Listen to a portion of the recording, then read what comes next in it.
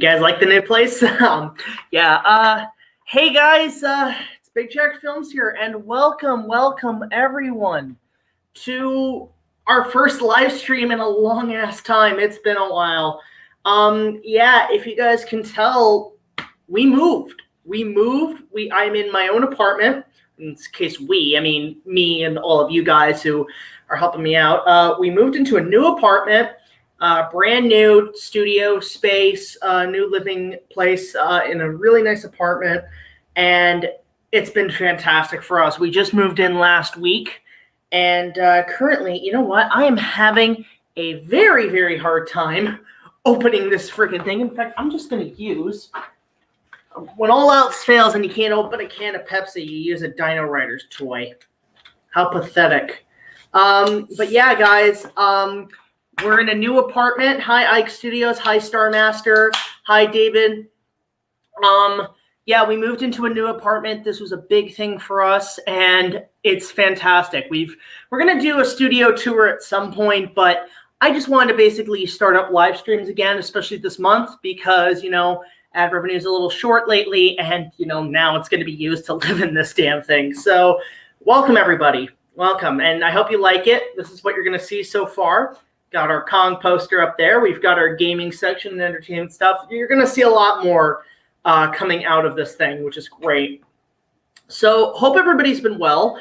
The reason we haven't been able to do live streams was mostly due to the fact that our internet bandwidth at home was terrible. And on top of that, everybody was using it, and it was just really kind of frustrating to not do streams for you guys when everybody else was using the Wi-Fi. So now we have our own place. We have our own internet, and it's fantastic.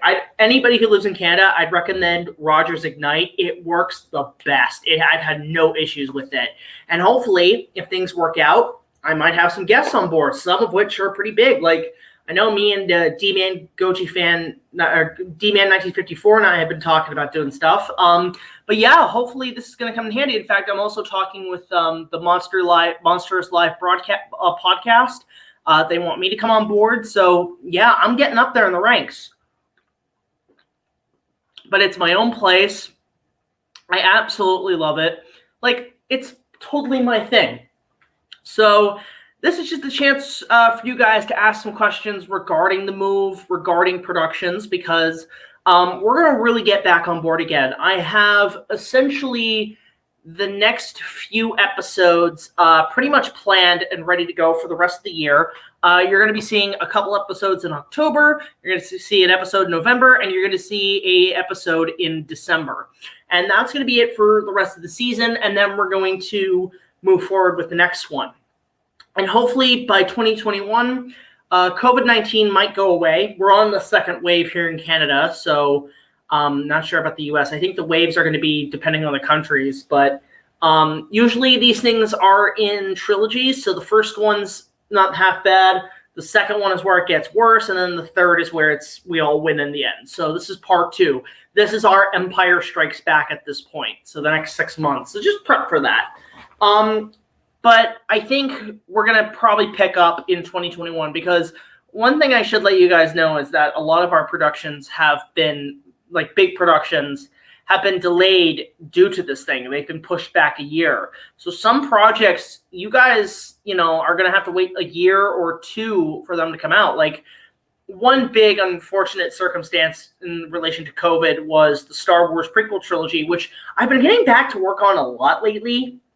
Writing the script, rewriting the script a few times, shooting, doing special effects. But the problem is, guys, you probably won't be seeing that until 2022. But here's the thing. If the Batman can put out a trailer with only 25% of its footage, we might do the same. We might actually put out a trailer for the prequels just to keep you guys entertained. Maybe it'll be a Patreon exclusive or whatnot. So that's been delayed until we're going to resume production next year. We got, what else is happening that's being delayed to next year, to 2021? The Batman stuff we're going to work on next year, Ready Player One. All that stuff's going to probably come out next year, we hope, if this virus does not, if this virus ends by that time. So hopefully something will come out of it. But other than that, we're just taking it pretty slow right now in terms of setting up the new place. I'm going to be starting up on reviews again, probably sometime this week. But I've also been doing little side jobs. I'm actually doing cosplay commissions for prop building, which are going to, I've actually got a new, I'm not going to show what it is, but I've got a new DIY cosplay build, a prop that's going to be coming soon. I've been filming that, so that's going to be coming back. We've got obviously live streams again on Wednesdays. We got, you know, these new Rosario Vampire vlogs are going to start next week, and then they're going to go pretty much till the end of Halloween. And then what else? Just soundtracks and stuff. We're going to keep videos up for you guys because you guys have been very supportive. In fact, over the summer, the end of the summer, YouTube was very gracious to us. We had huge spike in views, huge spike in subscribers. We're at 12,000 guys. Holy crap. And you know, now it's just, the money's coming in and it's really good right now. So again, thank you guys so much. And again, if you guys want to support us even further, go check out our Patreon. $1 more will get you early access to all of our content as well as other special features. Now a lot of you guys are wondering about, certain people, you know, people who have worked with us, what's going on with Bradley. Bradley had changed his name from Studio 95 to, what is it? Not Lost Media Junkie. It's some sort of media thing. I'll put a link to his channel down below. He's been doing very well for himself. He's got Lost Media Junkie. It's a great show. Go check it out. LUNACHI Bunny has been taking a bit of a break, but we're actually going to see her this weekend.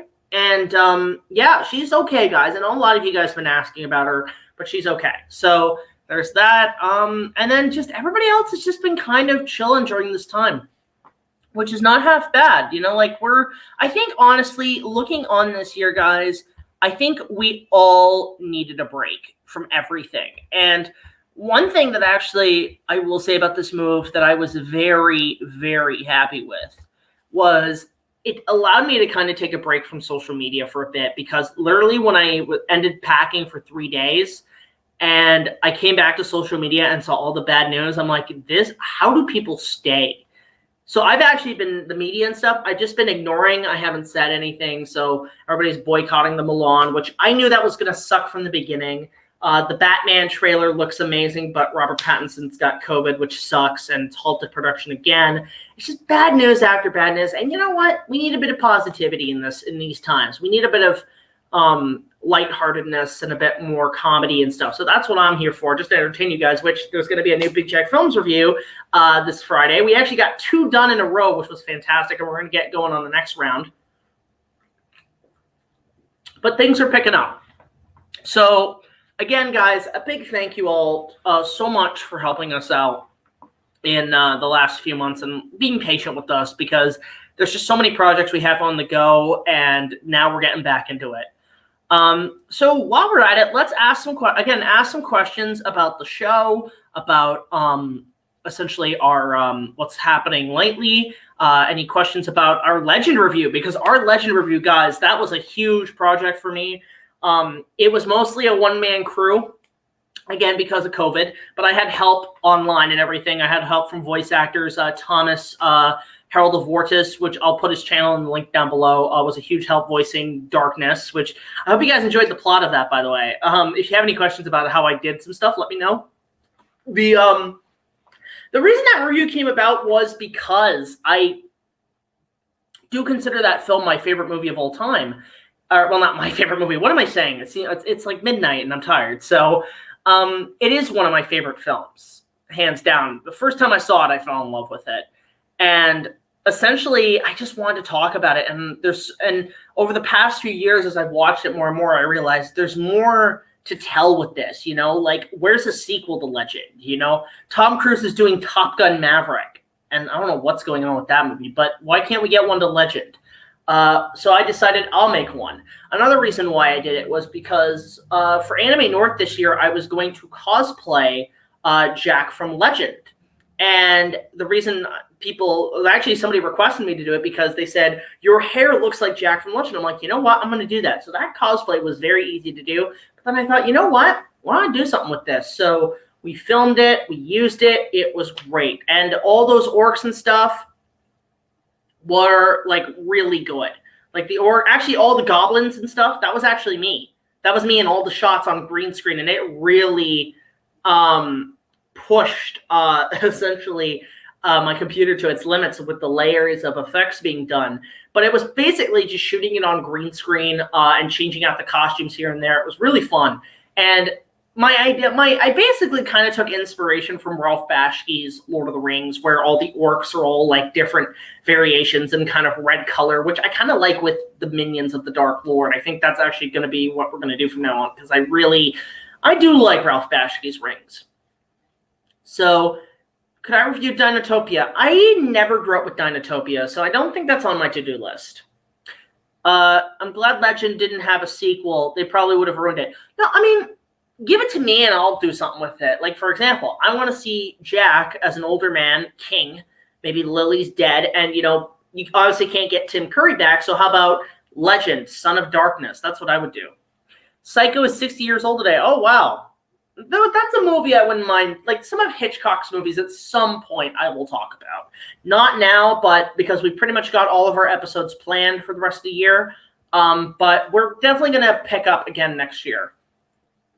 I have a pretty big question. I sent you a letter about a week ago. I don't know if you got it at your old place. So here's what's happening with the fan mail is they're still going to be mailed to my old place, which is still going to be in the description down below, because I'm going to keep my place a little bit quiet just for now, but my mailing address is still the same. So just go, if you have any letters or whatever, send it to BigJackFilms, P.O. Box 326, Queensville, Ontario, L0G100. That's the best place to reach out to me because my mail gets sent to me anyway. So any mail I get, I'll get every week. So it'll give me enough to kind of talk about. But yeah, there will be mail. I'm going to keep doing fan mail stuff, and they will be probably on this live stream. I didn't get any this week, but probably next week will be happening. They did a pretty bad remake. Yeah, the one with Vince Vaughn. That was garbage. That was awful. God. You know what? Can I just say this? I think the Beauty and the Beast remake was as bad as the 90s Psycho. It was horrible.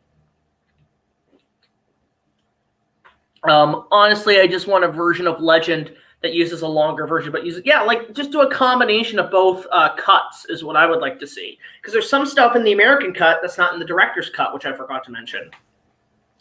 It's your birthday on September 16th. Happy birthday, Mason. Go enjoy yourself. So it's just basically been this is a big step for us. It's been a big step for us, and we've really had fun with it. And I think it's just we're trying to have a massive positivity towards it because it's just the kind of thing that we basically have. Hang on a sec. There we go. Yeah, okay, so Mason's gone. That one's gone. So yeah, I know the Halo assault rifle. Now I'm really bummed about that. Redland Ranger. I'm really bummed about that because I got the damn thing at a liquidation store, and then about a month later, Hasbro announced they're making a Halo blaster, and I'm just like, like that was painful. But I want to get one anyway. I heard they're like $50. They're actually pretty solid. So I'm kind of a mild person who plays Halo. Like I played the first 3. I haven't played any of the other ones, but I'm like that's all my video games, by the way, guys. That's all my video game shelf. I'm going full AVGN here. And funny enough, I've actually been talking with James over this pandemic through email, and he's been very supportive and everything and what's happening. So that's a plus.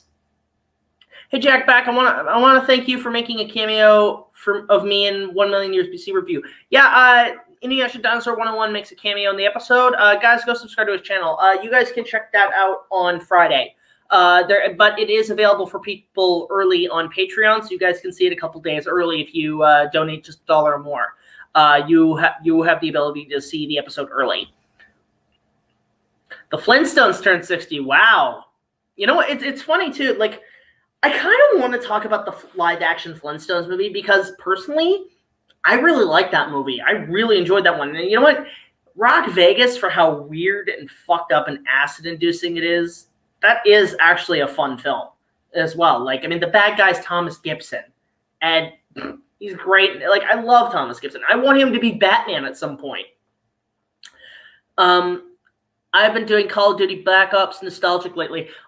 See, for me, probably my favorite first-person shooter game is the original Star Wars Battlefront 2. Not that EA crap, the pandemic Star Wars Battlefront 2 from 2005. That is my number 2 favorite video game, and there's no other game like it. I know EA didn't give a shit, and it's why I wish that maybe a private independent company could take Battlefront 2 and remaster it. I did not see The Good Dinosaur or ISIS. I have not. Yeah, you know what? I kind of like Viva Rock Vegas, Eric. I actually saw it in theaters when it came out. And what gets me is the sets. The production design on those Flintstones movies are pretty solid. Like, they look like the show. They're rock solid, per se. I'll write that in my review. But I enjoy those films. Like, I think they're pretty decent. Like, I'm a good Flintstones fan. Like, I watched the original series when it was airing on Cartoon Network back in the day. I watched reruns on Teletoon when I came back to Canada. And then, like, I love the movies, the live-action movies.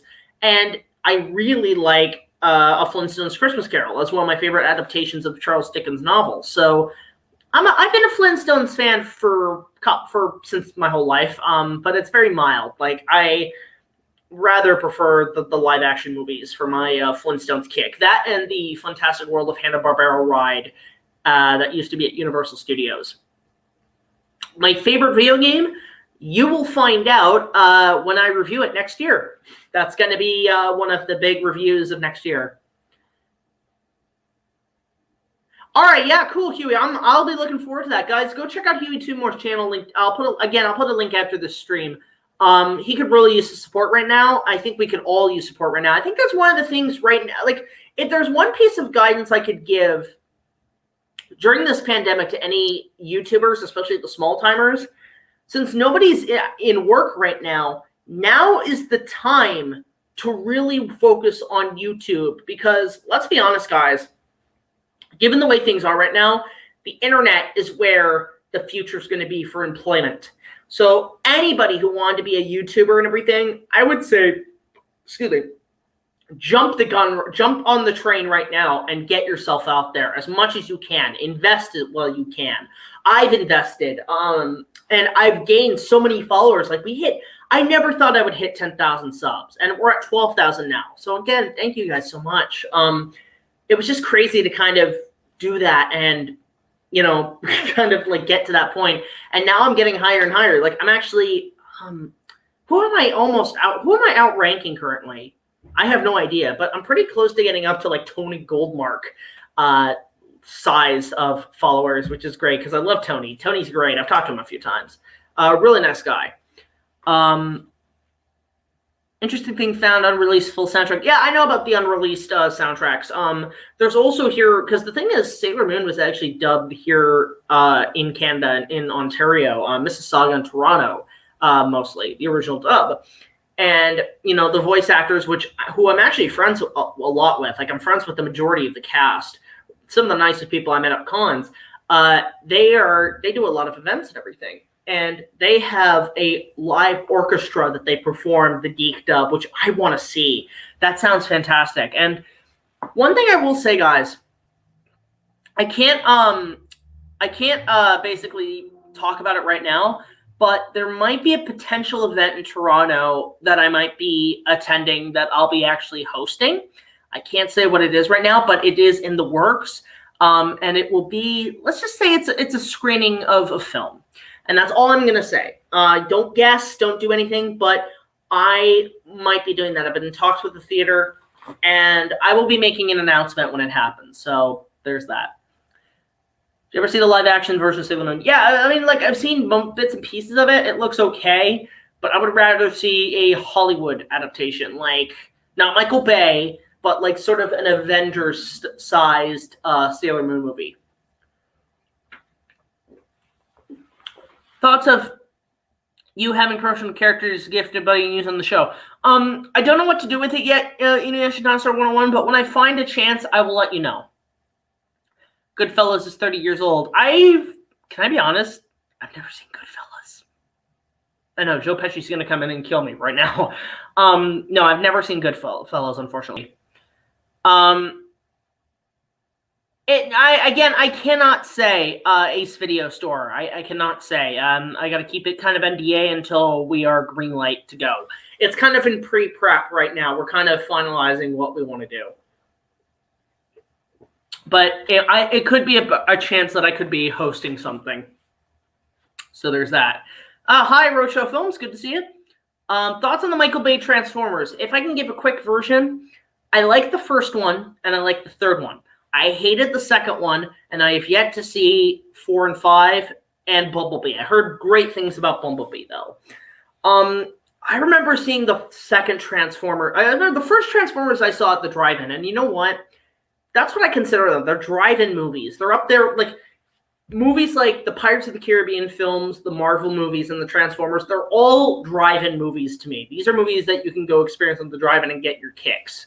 But I saw the first one at the drive-in, and it was actually, I think I saw like what, 4 movies in a row that night. That was like a long weekend. And our drive-in used to show like 4 or 5 movies in one night. So we would switch around the different things. So I think I saw the third Pirates, Transformers, and I can't remember what the other film was. I think it was the third Shrek.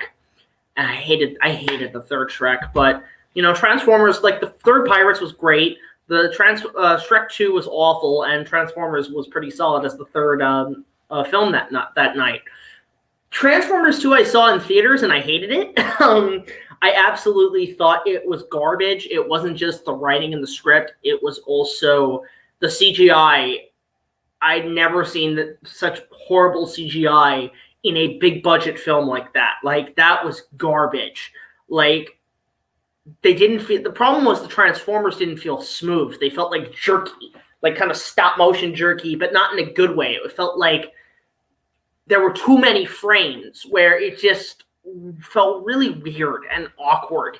And the twins are terrible, and the villain is awful. And my biggest problem with these Transformers films, yes, they're made for the teenage demographics, for things to go explode, sexy ladies, all that shit. My biggest problem is that this property was made to sell toys to children, to 8-year-old children, 8 to 10-year-old children, and even man children. You know, toys are made for children. Yet you have a film that's licensed by Hasbro that is a child-friendly, essentially, toy company that has sexual innuendos, racist robots, and Megan Fox saying the F-bomb. Oh boy, I can't wait to see that on her action figure. You press a button, fucking do something. It was not pleasant. Now, the same thing applies to the third one, but at least the third one felt like they had time to work on it. They had time to work on it. They had time to make the effects as best as they were. The ending battle in the third one is phenomenal. Like, that whole hour fight, I love that. That's what I go see a Transformers movie for. I didn't see the fourth one because I heard it was awful, and I didn't see the fifth one because I actually boycotted it. And there's a couple of reasons why. But I heard Bumblebee was good. But he had no involvement, basically. Let's see here. I don't really like Bumblebee. It was kind of boring. See, it's a prequel. All prequels are boring. But I have to say it for myself. Maybe I can do an opening night on that. If somebody donates $5 on Patreon, I might do that. I might take a look at Bumblebee. Just some random guy. I love Tim and Eric. Tim and Eric are hilarious. Like, they are really, really funny. They're like essentially YouTube Poop, the TV series. I don't know what, because it's the story about Tim and Eric for me, how I was introduced to them. I was at summer camp working as an LIT, a leader in training, and one of the counselors introduced me to Tim and Eric, and I was like, what the fuck is this? And I was just laughing so hard at the pure randomness of Tim and Eric. And I even liked the movie they did. Like, one of my favorite jokes in the movie is where they show it, and then they're like, well, what do you think? That's our movie. And the old guy's like, I paid $1 billion for that piece of shit. that describes, like, every time I see that where it's like, well, what do you think? That's our movie. That's me every time I screen some videos and stuff to people. I'm just turning around and be like, well, What do you think? That's our movie. You know, it's the kind of thing I really like. But Tim and Eric's great. If you guys have not seen it, brace yourselves. You're going to feel like you're on drugs. Hey, Kaiju Network, good to see you. Yeah, we're back on live streams. Hope you like the new place. And hopefully, you know, maybe at some point we'll get guests back on here. But just the next few weeks, we're going to take it pretty chill. Have I thought about doing a Discord server? A lot of people have been asking me that. Now, I do use Discord, but I go under an anonymous name. I'm mostly on a couple of Discord servers. I'm on I'm on one with HEWY. I'm on one with Queen 18, but I am on one currently with Dr. Terawatt. Which what's great about essentially because I've moved down into the city of Toronto. Essentially, what's great about moving down here now is that I have access to work with a lot of amazing people. People I know in the YouTube community, people I know that love just making videos. So Dr. Terawatt, you've got Toronto Batman lives here, which I'm friends with him. He's a really nice guy. You've got Sean Ward, the Sean Ward Show. I want to work with him. He's great. There's so many great Toronto YouTubers and people I want to work with that it just gives me a much better opportunity for me to get out more and explore more and not feel so stuck inside on a computer just sitting on my ass editing. I can do that when I get home. But it's just, I love this. Like, this is my element. And it just makes me feel a lot more comfortable than I was at home, essentially. Where's the sound? Can you guys not hear me? Can you guys not hear me? Just checking. Are you going to buy Thomas and the Magic Railroad on Blu-ray? The deleted scenes will be a part of the special features. I kind of didn't know it was coming out on Blu-ray, number one. But number two, I don't know. I kind of enjoy my original VHS copy signed by some of the voice actors. Yes, I have that. Let's see. All right, I'm good. All right. So, yeah, I have a lot of that stuff. Hey, Matt, good to see you. Glad you could join us. And also, Heron of Ortis, good to see you. Good to see you, Thomas. So, I hope you guys have been doing well during this pandemic, because I know things are pretty crazy right now, especially on the United States end, but you guys, you know, you guys who are watching this, you guys are doing pretty damn well. You're doing as you're told, essentially. You're following the guidelines of what's going on. Let's see. No, Bumblebee is not a prequel, it's a reboot. Okay, it's a reboot. Okay. Yeah, like I heard it was good. I heard it was really good. There's a pandemic. I love that comment. That's great, Dark Wolf. Fantastic. But yeah, next year we're definitely going to be doing a lot more. Hopefully, if this thing kind of clears up by that point. I think we're going to be seeing waves essentially in terms of temperature, because I noticed this. You know, the first wave mostly started around the winter. It was really cold. But as the summer and heat came in, it kind of killed it a bit. And then winter's going to come in and then it's going to increase a little bit. So it's just going to be kind of increase, decrease. And that's okay. And that means plan when you can. So I would say anybody who does big projects, shoot them over the summer. Shoot them over the summer in the hot temperature. And then when things get cold, shut down is what I would do. Yeah, I like the original Mulan, but I've been boycotting the new remake since it was announced. So I really don't care about that film. I'm not giving them my money. I'm not going to watch it. I really don't care about Mulan. I think for me, like, Lion King was enough live action for me. Like, I liked that film, but it's enough. Like, I'm so sick of it. Like, I would say, if anything, look, if you're going to do something live action, don't remake the original. Make a sequel. Make a continuation of the story and its mythology. Don't touch it. Don't alter it. Just continue it. I think there's a problem with people's, like, I guess the idea is, like, we're trying to get rid of sequels. Now it's about remakes. You know, like, we're no longer about sequels. It's like, no, let's just do sequels. Let's just continue the story where it left off. Why do we have to keep redoing it? Because one thing fucked it up. You can retcon it in the next one. You can change things. You don't have to always keep going back and forth. Have I seen the movie The Founder? That is one is on my watch list. Because The Founder, I'm a big McDonald's guy, so I heard Michael Keaton was really good in it. And yes, I know Michael Keaton's coming back as Batman, which hyped.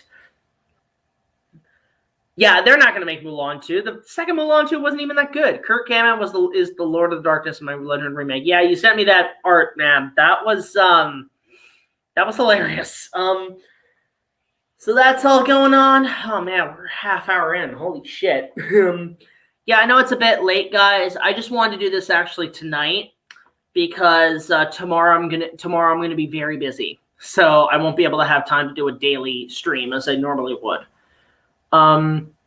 Thoughts on Fossil Railroad in the series? I'm looking forward to it. Inuyasha Dinosaur 101, guys. Go if you guys want to go help him out and support him. Go check out Inuyasha Dino 101's channel. Think about writing a live-action fan fiction Lion King 2 that's set in the set of book series I'm writing.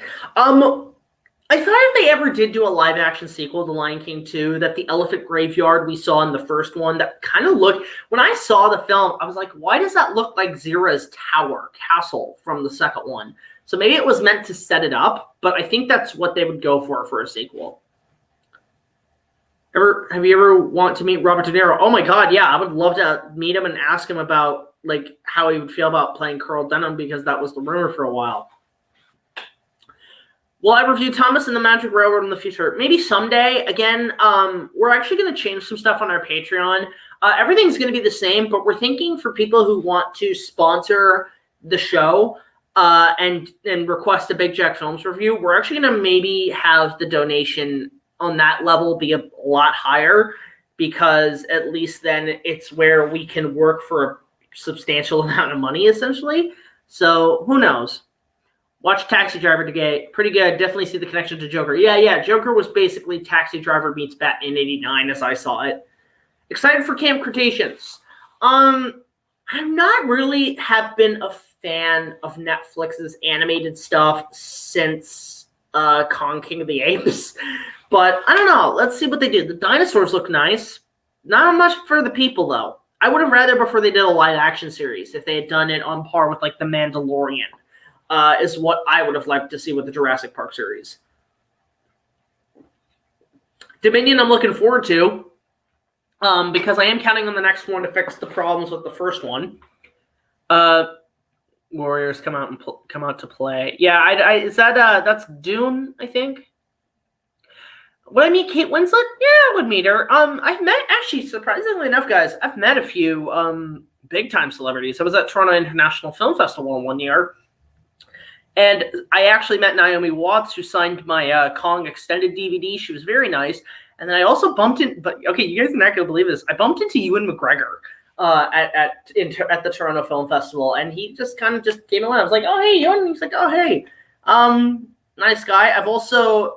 Like, I'm trying to think of all the people I've met. I've met John Rhys Davis, who has a YouTube channel, by the way, guys. Go check him out. John Rhys Davis, who was Gimli in Lord of the Rings. He was also Sala in Indiana Jones. Really nice guy. Really fun chap to talk to. I've met Anthony Daniels. He was very nice to me when I met him. Mark Hamill I've met a few times. Mark's great in terms of, like, people, you know, in terms of, like, Star Wars people I've met. Who else about? I met Corey Feldman. Corey Feldman at Fan Expo was a really nice guy. I talked with him, surprisingly enough, about the Magic Voyage, and he told me that apparently that was just a paycheck for him while because I think he said it was right after he finished Ninja Turtles. I think it was the first or the third one. I can't remember. But an independent company who was dubbing the Magic Voyage from Germany or whatever, whichever that film came from, I can't remember, was dubbing this film, and they offered him the role with Dom DeLuise, and he took it as a paycheck. And he told me how it was, he actually recorded a lot of the songs with Dom DeLuise and how they were really interacting with each other, and that Dom was a really nice guy. So that was actually kind of cool to get that kind of little behind-the-scenes info from Corey Feldman. So I've met Corey. I've met, who else have I met? I mean, most of the people I know are in the voice acting gig. In fact, I know David Kay and I have been talking lately. Trying to think what else I've met celebrity-wise. But yeah, I met most of the people from Star Wars, which was kind of cool. Shit, I'm trying to remember. I met Gary Kurtz. This is before he passed away. I met him at Fan Expo. He was the producer of Star Wars. Met him, again, really nice man. He told me how George was kind of this bit of a shy guy, which was interesting. I'm trying to think who else I've met. Damn, I met a few of the Rings cast. So I've met John Rhys Davis. I've met Elijah Wood.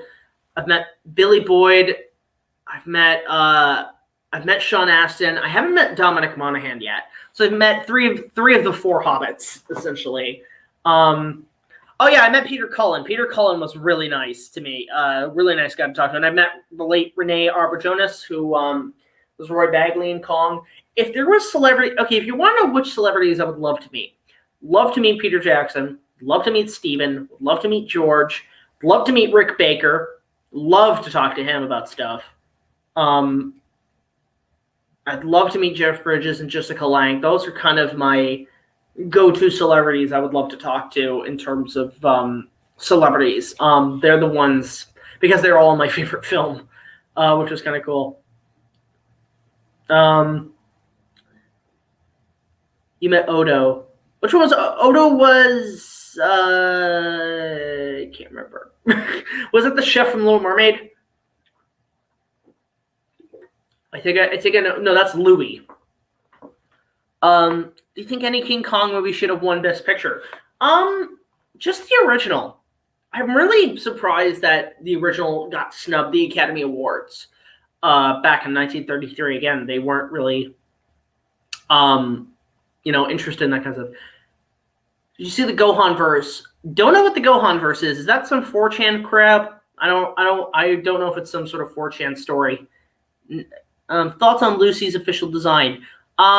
Looks good. Looks good. Oh, Deep Space Nine. Yeah.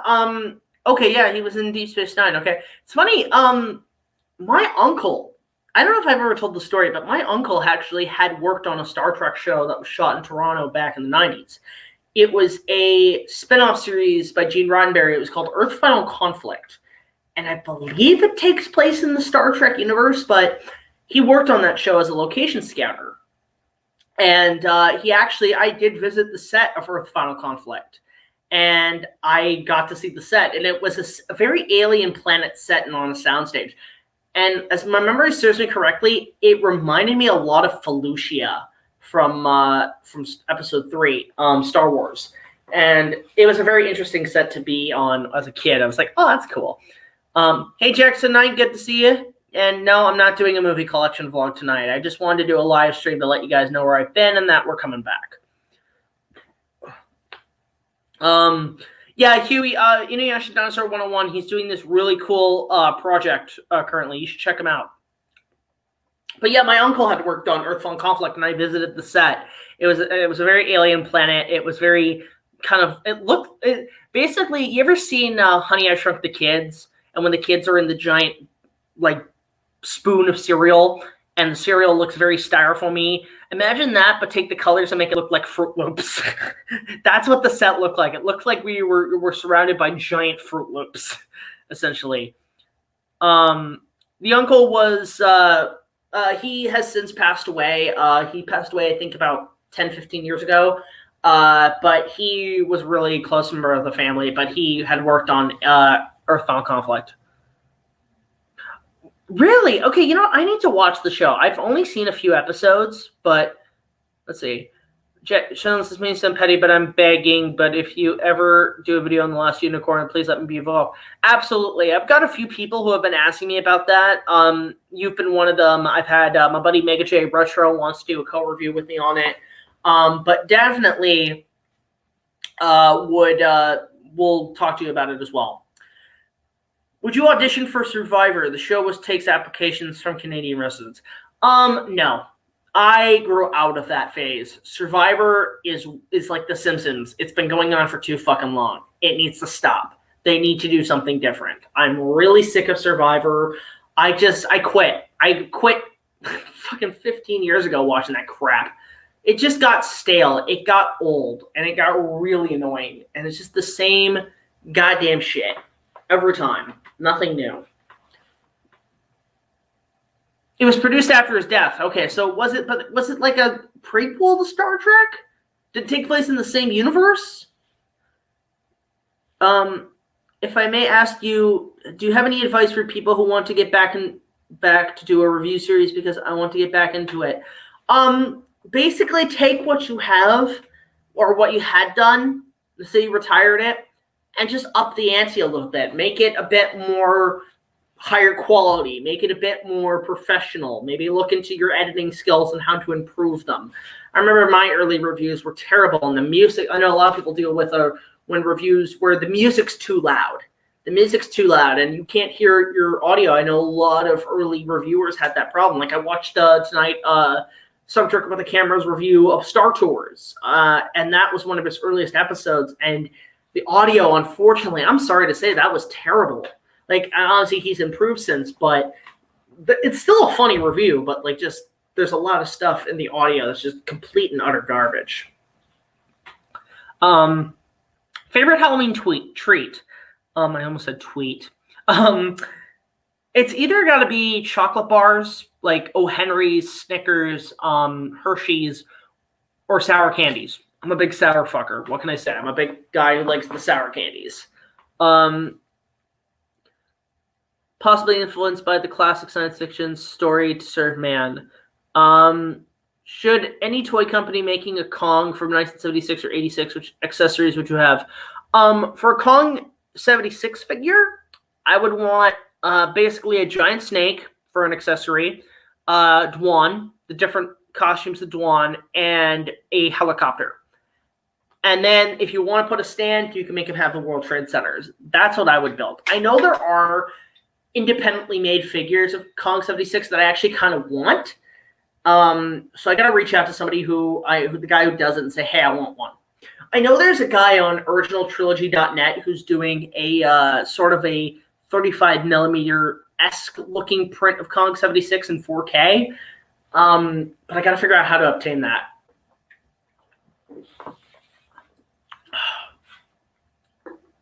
Most of the cast quit the last season. Well, the thing is, Dark Wolf, I have one of the last episode's scripts, like actual script, because it was a gift my uncle gave to me after production wrapped.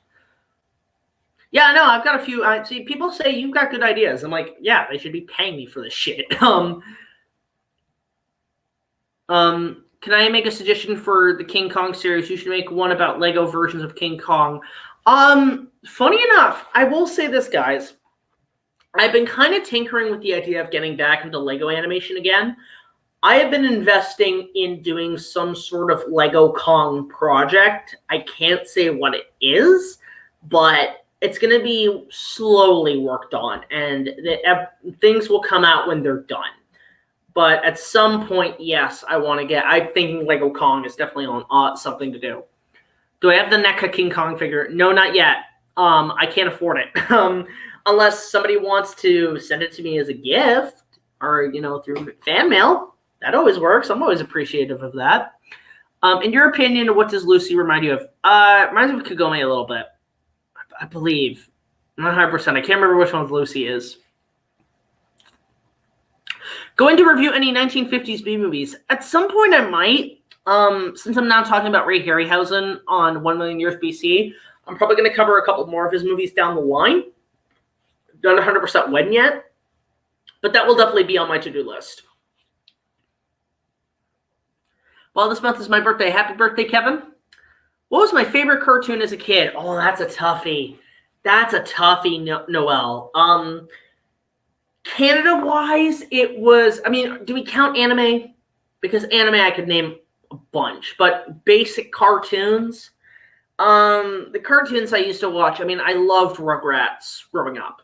Rugrats was great. That was my jam on Nickelodeon. So I'll defy it by channel. So Nickelodeon, it was Rugrats. If it was Cartoon Network, it was Ed, Edd n Eddy.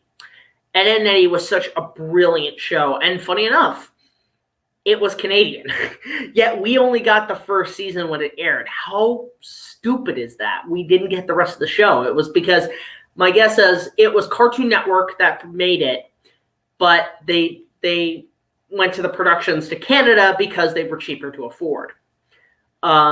but I loved Ed, Edd and Eddy growing up. And then Rugrats for Nickelodeon. Cartoons in terms of like old school stuff.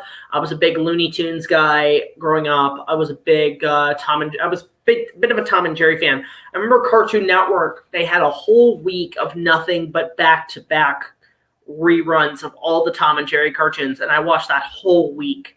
It was that, it was Scooby-Doo, it was the Flintstones. I used to, like, this is before Boomerang. I used to watch Boomerang when it was in syndication on Cartoon Network itself. Other than that, it was like Batman the Animated Series. It was, oh, sorry about that. I just had a brain fart. Other cartoons, things like, oh shit, I'm trying to remember. I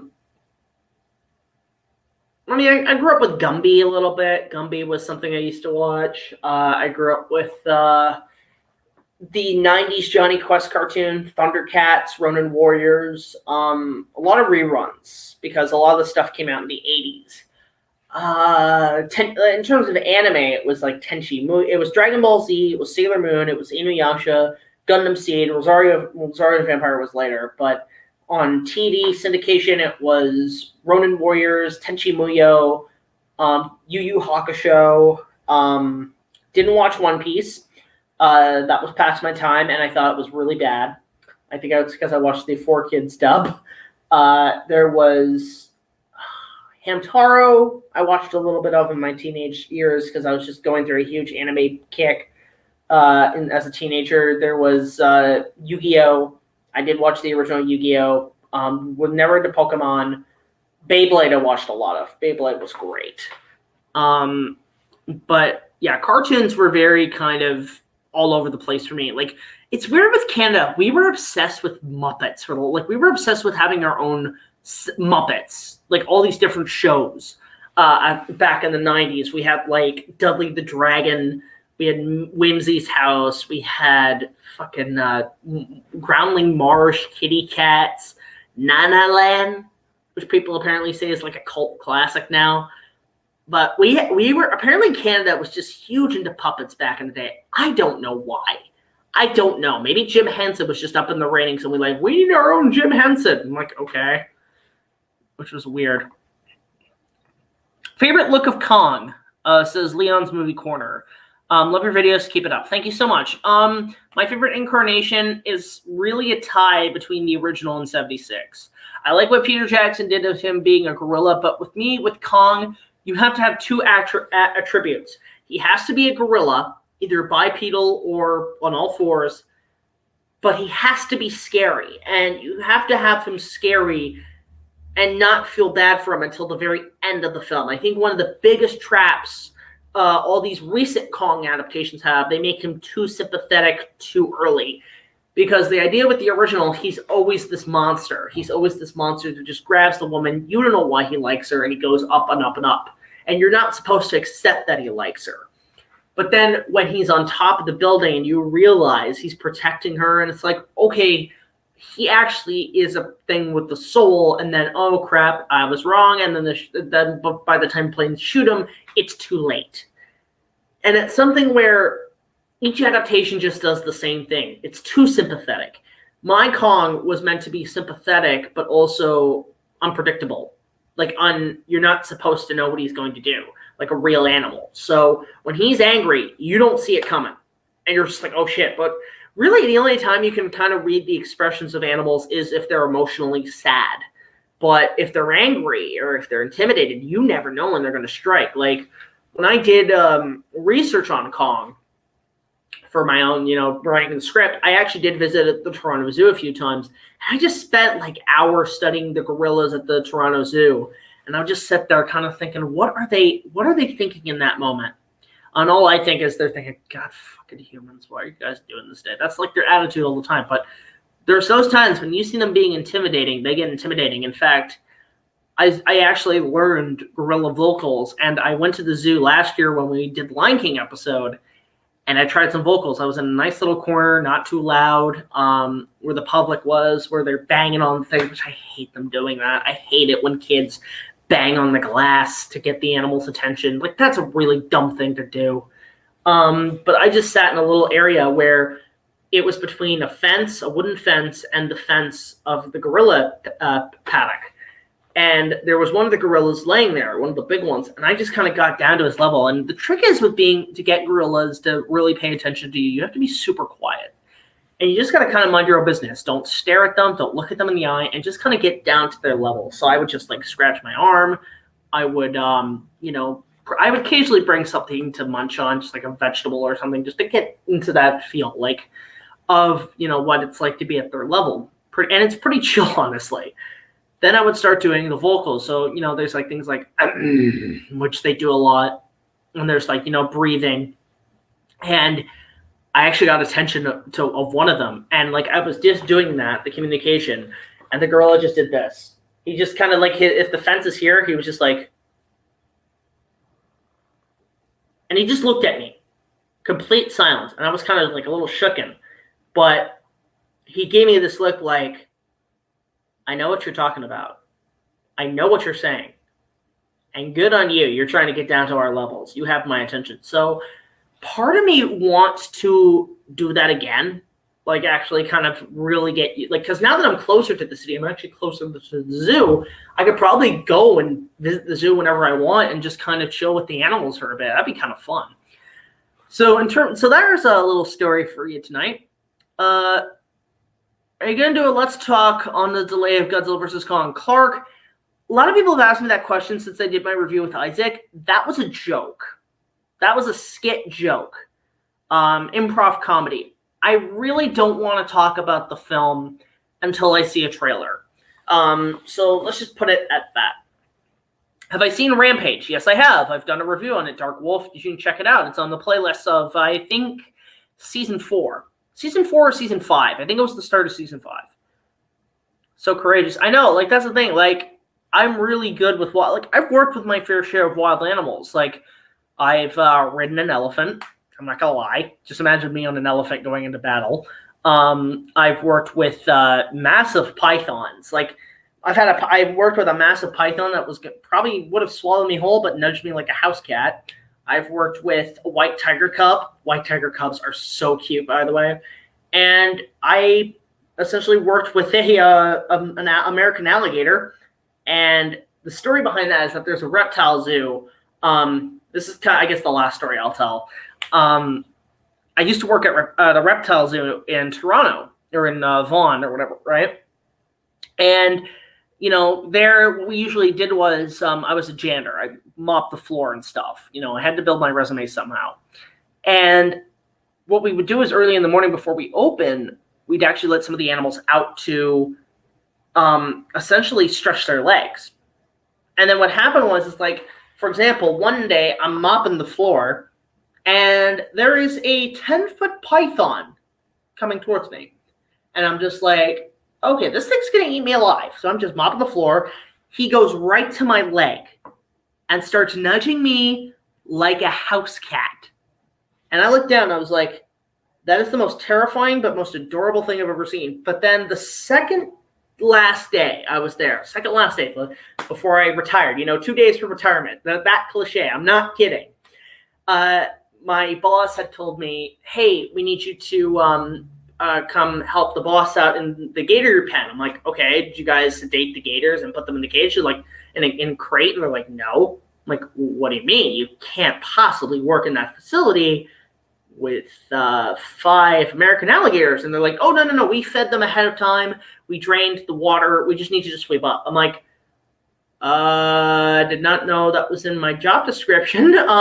What's really funny is that we couldn't, the only things I couldn't work with are the venomous ones, obviously, because those things scare the fuck out of me, and 2, can't work with poisonous animals unless you have a license. So didn't get to do that, but I got to work with this large freaking predator alligator, and there I am sweeping the floor of the alligator paddock, and the gator, his head, the biggest gator in the facility, is a foot away from my leg. This guy could easily, if this is my foot, this guy could easily turn around and go like that.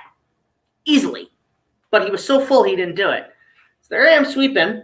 I'm just minding my own business. And one thing I've learned with animals, like I've worked with horses, I've worked with all that, best thing to do, instead to not show you're not afraid and show that you're pretty chill, just talk to them calmly.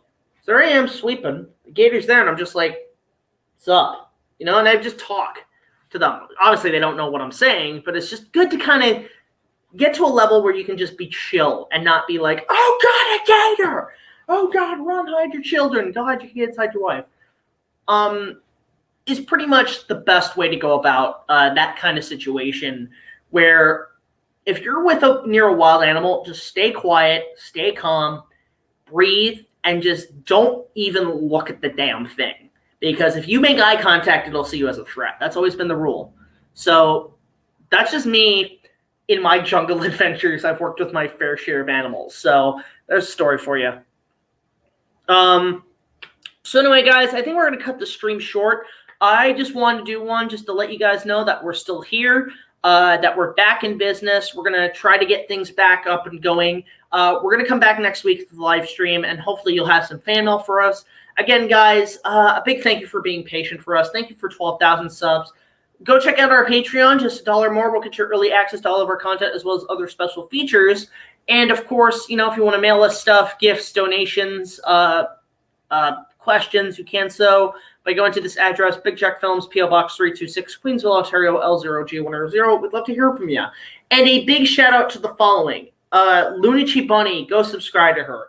BATTYALANA, go check out her Instagram. Harold the Vortis, go subscribe to his YouTube channel. HEWY TOONMORE, subscribe to his YouTube channel.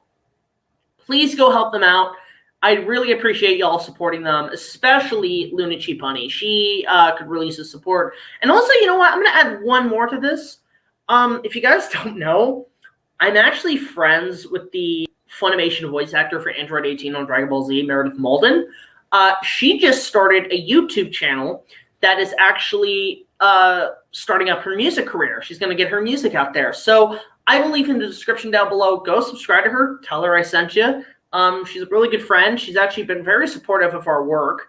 And I would just really appreciate you guys going to follow her and tell her I said hi because, you know, she's starting up her YouTube channel and we want to get her monetized and everything. So that's all it for this now, guys. Welcome, essentially, to the new apartment, to the new studio. More videos are going to be coming as they come along. But, of course, leave any other questions in the comments below. So until the next video, like, comment, subscribe. I'll see you guys later. This is BigJackFilms signing off saying this is a new beginning, and it's going to be a lot of fun. And let's just hope that this pandemic is over by 2021. So thank you all so much for watching, and I'll see you guys next week. Take care.